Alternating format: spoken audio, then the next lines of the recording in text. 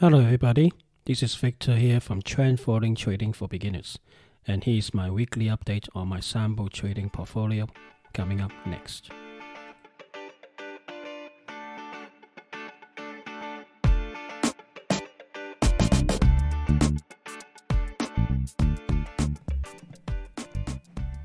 Happy New Year, everybody. Welcome back. Kind of late today for my update, but went to Chinatown in London and had the yearly celebration just like last year. One thing I noticed though is a lot less people around this time this year around, and easy to getting in, and also the mood is not as buoyant. I suppose the weather, but I think the outbreak of the virus in China is dominating. So basically, last week the news is after the signing of previous week between China and US, and last week more or less dominated by the outbreak of the norovirus in China. And of course, there's the US president impeachment hearing, but more or less people, a lot of news more or less talk about the norovirus outbreak in China and how it might affect China economy in general. This is quite scary year so far, isn't it? This is only the fourth week or third week, isn't it? The third week, and more or less, we have initially we have the, of course, assassination of the Iran general, and then the mistaken downing of the Ukraine plane, followed by some earthquakes in Asia, and now we have a large outbreak of norovirus, all within the first month of the year. So this year is year of the golden rat. So this rat is particularly scary, and there's talk of in Asia. Basically, the origin of this norovirus is come from some wild animals that Chinese have a liking of eating game, so to speak. Go to the woods and do some hunting, and then just eat whatever they found. And this time it's based some sort of rat-based animals or something, and it's causing issues, and it's quite scary. And we saw as bad as SARS. That is in the sense of people dying from it, and the authority don't know how to deal with it. This time, China is much more, have the experience of Hong Kong last time, and also, 2003 with the SARS as well. Sort of helped them, but it looks like even though this SARS is not as damaging as SARS, but the way it spread is much more rapid, and this lockdown of some of the cities in China. There's some reporting on BBC News, and you look at some of the clips, it reminds you of the World War C, starring Brad Pitt, with zombies running around after being infected. Okay, this time it's not zombies, it's people, having problem with coughs and fires and stuff like that. And then somebody actually, there's some clips on YouTube. Some people just basically just drop on the floor and fainted because they have problem breathing. So, and also there's no the incubation period. Nobody knows about it, more or less at the moment, but it looks like it spread well before people start coughing or having a temperature, and that's what people is guessing at the moment. So it looks like it's very difficult to prevent it, because by the time you notice you have, let's for example, you have a fever, you may already infected days ago. And all those people you talked to a couple of days ago before you have the headache or temperature, so possibly have already been infected. And remember, this large outbreak only just come out now, but there are people with this new virus running around in China before the lockdown. So all this lockdown, to me anyway, is sort of concentrate the minds of people still there in those towns and try to help them, but to prevent the spread of the virus is already, in my view, is too late, because if what people are saying so far is correct, the incubation period is already infectious, then people without having a headache or temperature will have already carried the bugs, the virus, and then pass it around. So I would have thought probably end of last year, people's already, there are some sporadic disease like that in China, and then I think that's already spread. So they probably have a month to spread all around the place. So that's why so many suddenly people picking up all around China as well as in part of Asia countries and in Europe now, so in America as well. So it's quite scary, but hopefully with the experience of SARS, this is not going to be as bad as that. I mean that in the SARS epidemic, it's more like 1 in 10 died or 2 in 10 died, 10 or 20% fatality rate. So far, we have I think about 50 people die in China with about 2,000 or 3,000 people infected worldwide or something. So it's not. I mean, it's a bit less than SARS, but it's still quite scary. So hopefully, we'll have the medical team around the world able to contain it and figure out what to do with it.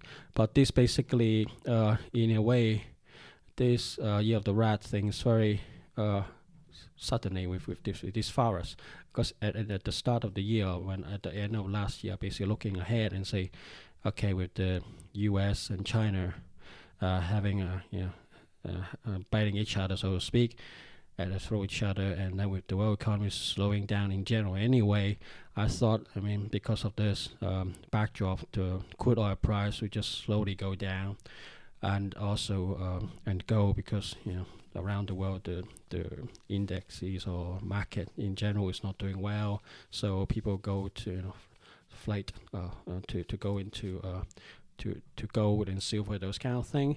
And I didn't expect that virus actually push this two markets along. I thought it was the economy. So basically, if you look at the Asian index last few days, I mean mainly Hong Kong and China, it's really gone down quite a bit, and also the yuan, the U.S. dollar against the yuan. I mean, there's another thing. I mean, last couple of episodes I talk about the yuan should go down compared to USD, because the country China is slowing down. The economy is slowing down, which everybody knows. And why is the currency still so strong? I mean, there's a sense that the Chinese government is holding it up to higher level, more. I mean, 6.8 or 6.7, those kind of area, whatever it is, and basically try to please the Americans while they're having conversation, having this deal going on, and try to sign the deal, and then but it doesn't go. It basically go against the grain, because China is slowing down the currency. The local currency goes to be weaker against the U.S. dollar, and it's not doing the job. So it's quite funny. So as far as I'm concerned, the Chinese government is actually holding up the local currency, the Chinese yuan, rather than lowering it down like what the American government is saying. China is manipulating its currency. Yes, it's manipulating currency to the advantage the American government, the American companies. But now basically the Chinese have a perfect skill saying now, well, we have internal issues, a slowing of economy, plus this virus is definitely going to have a knock-on effect on the economy. And they just basically have too many things to do now to look after Chinese people first. So therefore, I'm not holding up the Chinese yuan. So the last week or so, you see the Chinese yuan basically just jump, get weaker and weaker and weaker, so to speak. And basically, if you have been following my podcast, you probably have made some money out of that. I definitely have, and I was quite surprised how much it moved. I never expected the type of moves to be that way. So in a sense that the Chinese yuan is basically weakening, and it's no longer getting strong. So yeah, basically just continue to move. I won't be surprised if you move back down to like 7 mark. So $1 to 7 Chinese yuan, or maybe even lower, because of this issue of the virus issue. And now China have the perfect excuse, basically just not even look at the currency, just let it flow a bit more. So let the world, the market, so to speak, to find its flaws instead. And then we'll see when it hit the 7 mark, the U.S. government probably going to say something again. But this time China say, well, I didn't do anything. We got a weakened economy, plus we got a virus. We don't have time to do anything with the economy at the moment. Just try to stop the panic. So we'll see how the American government is going to say anything. And basically, this also it causes quite a bit of issue, I think, in Hong Kong as well as other countries. All this New Year, people supposed to Chinese New Year, people around Asia go travel a lot. So it's not really just a Chinese thing that the mass migration of people every year they move around within the countries to go back home and celebrate. Give the red packet to the children, to the elderlies, and go out to celebrate, spend money, buy things, and then give to each friends and families, those kind of thing. All those go die down, but it's not just a fact. It's not just this virus. It's not just going to affect the Chinese economy. It's going to affect the Asian economy around Asia as well, because people stop traveling. There's a lot of people, Chinese people, work afar, not just in China. They're in Asia. They're in Europe. They're now afraid of going back to China because of this virus. So therefore, it have a knock-on effect of the travel as well. And for our other countries as well. It's not just within China itself. So this is one of the reasons why the aviation fuel go down. So therefore, the crude oil basically just goes straight down very quickly, because basically, people not just inside China is not driving. It's just airplane, the flight going around the world, going to China is lower as well. So that's why the oil price gone down, and I didn't expect it. The gold price basically move up. And it's basically, it's been a fantastic week for me. But, I mean, it's a bit feel very sad for what is actually happening. And then, and this is only the third, not even end of the month yet, in January, and all these things happening. So I just wonder what else is in place for the rest of the year. Another 11 months or so to go. And the year of this golden rat is rather scary to me anyway. Well, that's basically more or less what have happened for the last week. Market-wise, basically moved a couple of commodities. The other things I've been watching is palladium, I think. And it has been, for some reason, going up bananas ever since, August last year, more or less. And just continued to go up and up and up. It's just quite scary to me. And also, not to mention the fact that I don't track this, but just like a side, I was reading newspaper about it. It's gone up quite a lot. So, and it's uses in a catalytic converter for for a lot of petrol cars or diesel cars and stuff. So there's also increasing crime in UK anyway. People stealing these catalytic converter in cars, up by 70% in UK alone. So I just wonder how it affects other countries as well. The other thing I also want to mention is two things. I have said it before about Apple. It just continue to go up and up and just been scary. I just don't understand how it can continue. But if you look at the Apple curve itself, it's not as bad. It's quite gentle. It's still more than 45 degrees when it go up. It's more like 60 degrees. But you compare that with Tesla chart, and that is scary. Very much a palladium just goes straight up. It's more like 80 degrees kind of things, 75, 80 degrees going up rather than like nice 45 degrees going up. So I'm just worried that there's this blow up top. Okay, Tesla has opened a new factory in China, and hopefully it can sell to the Chinese market better, because it basically manufacture the car in China. It can qualify, I think, end of the year or something. They qualify for Chinese aid, the government aid give to all the car manufacturing inside in China itself. And I think that's definitely something going for Tesla. But I think the market run over, way over than what the Tesla is supposed to deliver. And I just think if there's any slowdown now in the Chinese economy, what the effect to Tesla as well, So I just wonder. I think in general, Tesla, Elon Musk is delivering, which is good, but I think it's all priced in. And the last 3 months or so, 4 months or so increase is all because of the Chinese factory is coming online and seems to be dishing things out relatively good rate, and is hitting the market right in China. And I think, but it's all priced in. People just got very excited, overexcited, and this is one thing I've learned from my previous experience. Every time when you see a curve that go like Palladium, like Tesla, just gone up like up and never go down. I mean, it just really scares me. And I just thought, when the market, go to the extremes, when it come down, I will be quite scared. I'm not saying Tesla's not going to continue. I'm just saying, be ready of some hiccup somewhere. It might not be Tesla thing. It's just general market thing. And when it come down, the one that goes up the fastest and quickest go to come down very quickly. So just a bit like, if you look at Bitcoin, just look at Bitcoin yourself. Back into, 1917, 17, 18.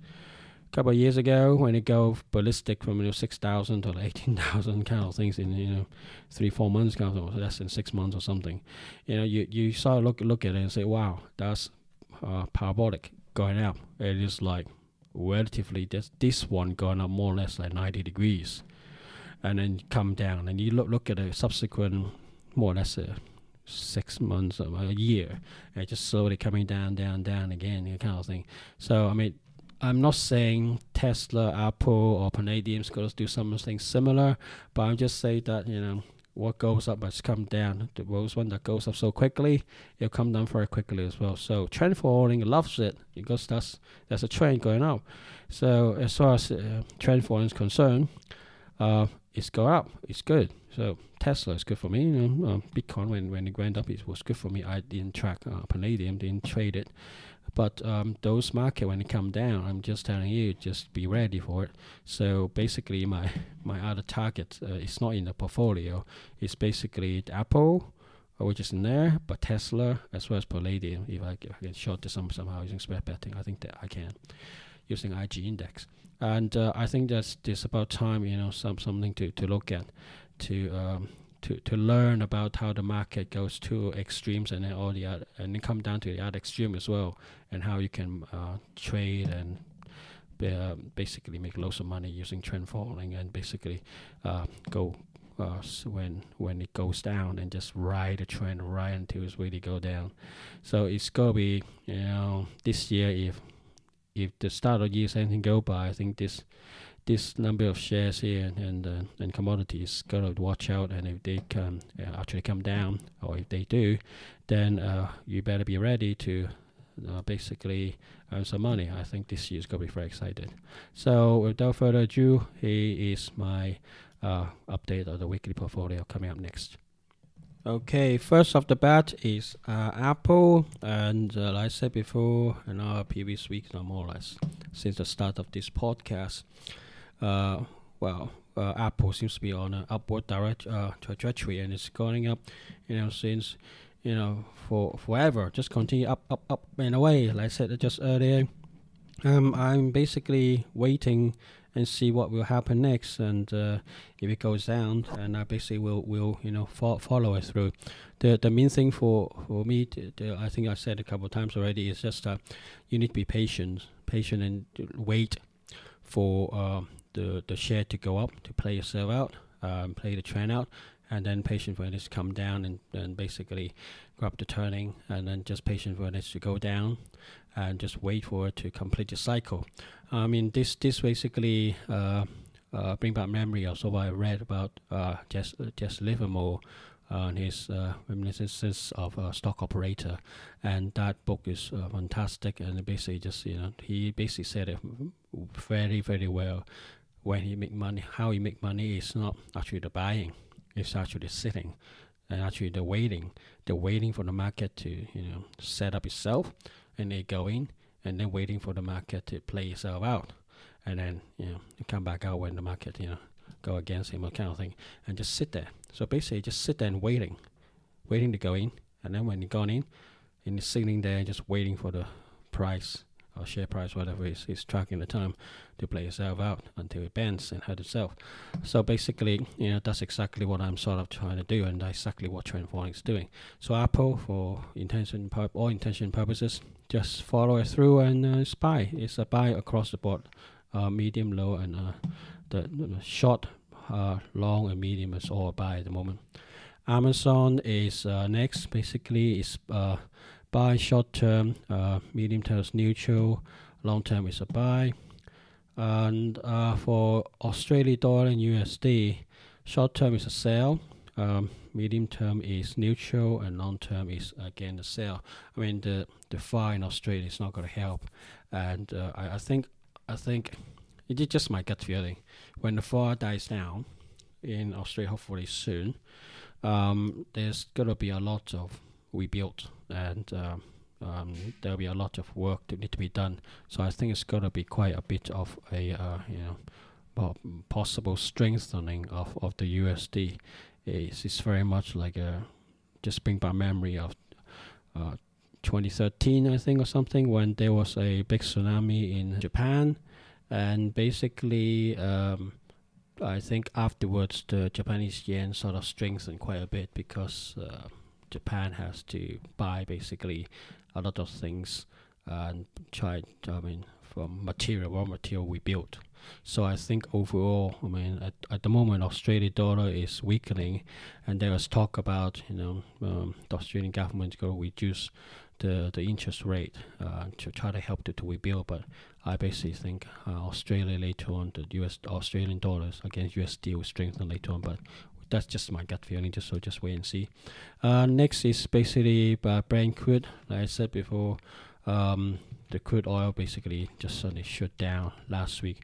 Same as crude oil, basically short term, medium term, and long term for Brent crude is basically sell, because basically just the norovirus in Asia, in China, basically in particular. Next is the WTI, the crude oil. Short term is a sell also, medium term is neutral, long term again is also a sell. So more or less for me, crude oil is basically just a sell overall. DAX is buy across the board, so short, medium, long term buy. Dow Jones, just like Apple, basically, they just buy across the board, short, medium, long term. Very much, I feel very much like Apple is a driving force behind Dow Jones, and if Apple is continue to go up, Dow Jones just go up. So just basically watch them. I think they more or less correlated quite a lot. Next is FTSE. Short term now is turned to sell. I think that's only happened last couple of days. And then medium term is neutral as well as changed. Long term is still a buy. So FTSE, there's some changes in there. Gold continue buy across the board, short, medium, long term, but obviously because of the spread of the norovirus in China, basically just moved the price up.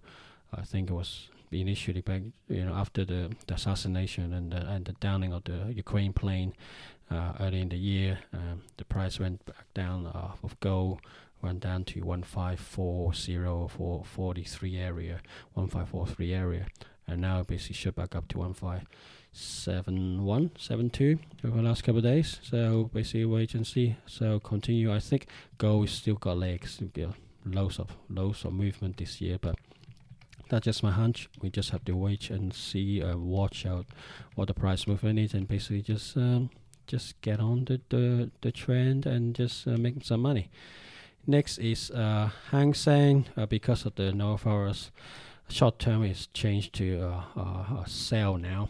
Medium and long term still a buy, but I think long term wise, the virus, unless there's some good news around it, I think Hong Kong definitely get affected.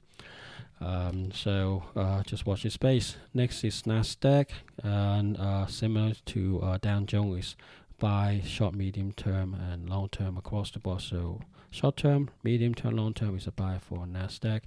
Nikkei, short term is buy, medium is neutral, long term is a buy. So same as last week, no change here. Silver, short term is still sell, medium term is neutral, and long term is buy. So it's same as last week as well. It's a bit funny thing here is that gold seems to move a lot more, and silver is not really moving much. I think it's all because of the economy is bad. Silver got a lot more industrial usage, and it's always lagging behind gold as well. But it's just not having much movement. Still having struggle, staying well above $18 per ounce or 2 ounce, whatever it is. And we just have to wait and see. Just follow through. Next is basically the Chinese yuan, USD against Chinese yuan. Like I said earlier, Chinese yuan has been basically weakening against US dollar for more or less last week, and just down and down and down. So I won't be surprised that you see $1 to 7 Chinese yuan coming up soon, very shortly. Next is USD against. Sorry, forgot this. I forgot to say that USD and against the Chinese yuan. So short term is a buy. Medium to long term is a sell at the moment. Basically on the USD against the Japanese yen, long term is buy, medium term is a buy, short term is also a buy. So more or less same as last week. British pounds against Japanese yen, short term is a buy, medium term is neutral, long term is a buy. British pounds against the USD, short term is a sell, medium term is a buy, long term is a buy. So with the Brexit coming end of the month, basically I'll say, I mean, just my intention purposes, I think there's quite a lot of volatility for British pounds, once we do the signing, because there's a lot of unknown, how the British government is going to talk to Europe to negotiate trade deal, as well as talking to US and as well as the rest of the world, how it's going to happen, what happened to its economy. There's talks from the governor talking about lower interest rate, just in case there's some economic shock. But I think overall long term is good for British pound, because I just feel, just personally, the British government and public can have more say in what they want to do than just follow everything whatever the European government says. And I think that's definitely going to be a positive for British pound. Might not all play out this year, probably next couple of years, I kind of think going 3 to 5 years time of view. I think definitely British pound's going to be stronger. So if you are long-term currency trader, I think British pound is something that definitely should look at. Next is Bitcoin. Short term is a buy, medium term is neutral, long term is neutral as well. Now last week long term it was a buy, but this week it's gone down to neutral because it's failed to stay back above the 200-day moving average. It just stuck there for about a week, maybe less than a week, and then it just come back down again. So I think short term there's still momentum there going up there, but having failed to break above the 20 moving average, we just have to wait and see. It might try a couple more times. It looks like it could continue to go up if the world economy is going down, just similar to gold. But I think as a store of wealth, there is gold definitely is much better, obviously, because it's trade opening. You don't have to worry about you lost a key and not even open your wallet anymore for your bitcoins, and you lost everything, or somebody come and steal it digitally, and you lost or other things, and also or exchange have disappeared, and lock out all your coins as well, or your wallets, and then you lose everything.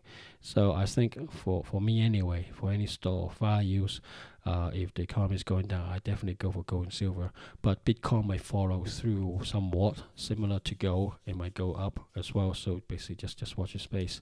But for the meantime, I think short term is a buy. Long term is still very much struggling unless it's stay above the 200 days moving average. Okay, here's the end of my update for this week, and I hope you like it, and I'll speak to you next week. Bye for now.